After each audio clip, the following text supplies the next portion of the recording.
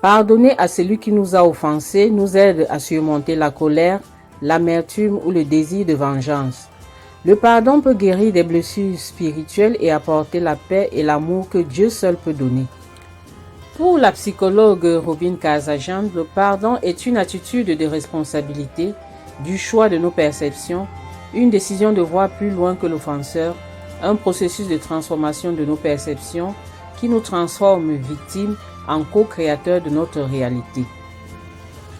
Une offense, qu'il s'agisse d'une agression, d'un viol, d'une trahison, d'une insulte, d'une injustice, atteint généralement la personne offensée dans son être psychique et entraîne une blessure affective très profonde, débouchant sur des sentiments négatifs tels la colère, la tristesse, la rancune, le désir de vengeance, la dépression, la perte d'estime de soi, l'incapacité de concentration ou de création, la méfiance, la culpabilité, la perte d'optimisme.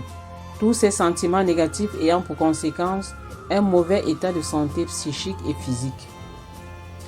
Pour le psychiatre Morton Kaufman, le pardon conduit à une plus grande maturité émotive, tandis que pour le Canadien Hunter, le pardon entraîne une diminution de l'anxiété, la dépression, la colère intense ainsi que la paranoïa.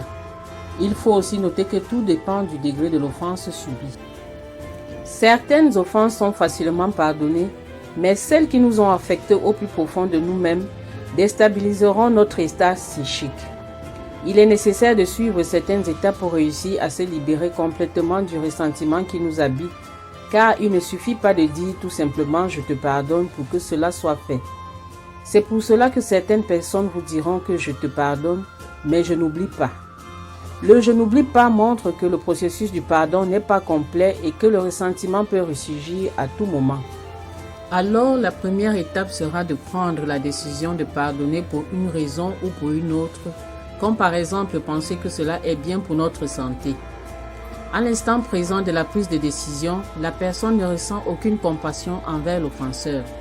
Mais au fur et à mesure qu'elle s'exerce à pouvoir y parvenir, elle entrera dans la phase émotionnelle où elle va développer petit à petit une empathie pour l'offenseur en examinant les circonstances de vie qui ont amené ce dernier à commettre pareille injustice à son endroit. C'est donc en ce moment précis qu'intervient le pardon, car l'empathie et même la compassion réussiront à effacer la rancœur et la haine. À ce niveau, aucune émotion négative ne refait surface même si cette personne est confrontée au souvenir de la situation qui l'a offensée. En ce moment, on pourra donc parler de véritable pardon.